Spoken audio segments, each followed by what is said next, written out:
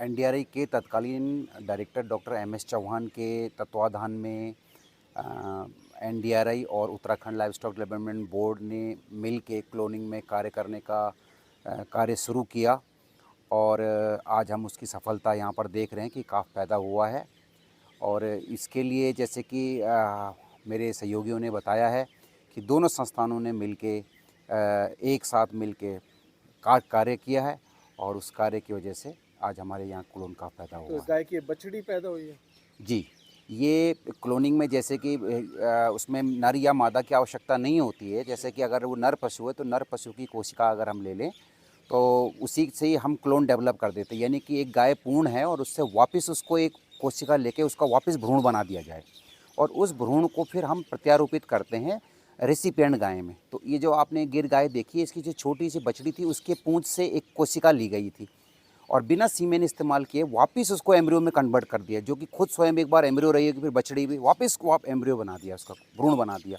और इस भ्रूण को जो सरोगेट मदर है यहाँ पे उसमें प्रत्यारोपित रेसिपिएंट जिसे कहते हैं प्रत्यारोपित किया, जो कि एचएफ क्रॉस है और उससे जो है ये गिर गाय का जो क्लोन है बछड़ी है वो पैदा हुई। तो इस तकनीक से बछड़ा या बछड़ी पैदा कर सकते हैं अपनी मनमर्जी से? जी, ये तकनीक इतनी ज़्यादा यूज़फुल है कि मैं जैसे बताऊं कि जैसे कि उत्तराखंड लाइवस्टॉक डेवलपमेंट बोर्ड का अपना सीमेन स्टेशन है, हम लोग लगभग 30 लाख डोज सीमेन बनाते हैं।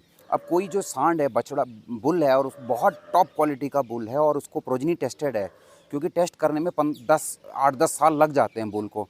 और जब वो टेस्ट होके उसके रिजल्ट आते हैं, पता चला कि बुल बुढ़ा हो गया, अब वो किसी काम का नहीं रहा, तो वो क्या करेंगे कि उस बुल का कोशिका लेकर के वापस उसको एम्ब्रियो बना देंगे। तो उसका पुनर्जन्म एक तरीके से कह सकते हैं कि दोबारा हो गया और अगले 10 सालों तक पुनः हम सीमेन ले सकते हैं उससे।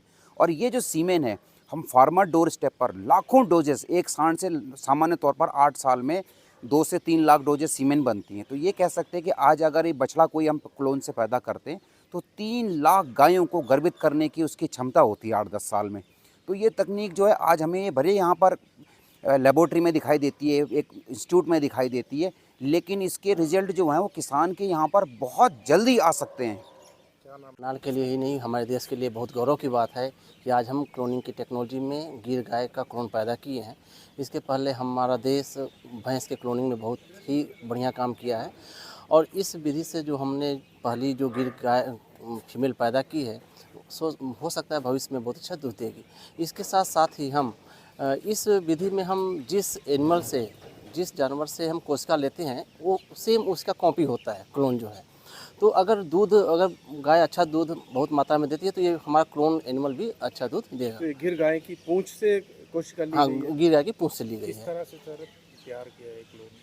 हाँ, जैसे डॉक्टर सोलेकर ने बताया कि इसमें हम जिस एनिमल का क्लोनिंग करना होता है उसके शरीर के किसी भाग से भी हम दैहिक कोशिकाएं ले सकते हैं और इस केस में हमने पूंछ के सेल से लिए हैं और इससे हम लेकर लैब में इस कोशिकाओं को संवर्धित करते हैं। अगर हम थोड़ी सी कोशिका लेते हैं, टिश्यू लेते हैं, तो लाखों की संख्या में हम कोशिकाएं लैब में बना सकते हैं और ये जो कोशिकाएं होती हैं, एक कोशिका एक एनिमल को जन्म दे सकता है। तो अगर हम किसी दुधारू गाय को जो कि अच्छा दूध देती है, अगर हम बुल की बात करें जो बहुत अच्छा सीमेन देता है, उससे भी हम एक क्लोन जो पैदा करेंगे मेल, वो फ्यूचर में बहुत अच्छा सीमेन देगा। गंगा के लिए सीमेन कौन सी उसका लिया? नहीं, गंगा क्लोन है, इसमें सीमेन यूज़ नहीं किया गया है। तो इस तकनीक में सीमेन यूज़ नहीं करते हैं। में पहली बार इस तरह की तकनीक से किया है?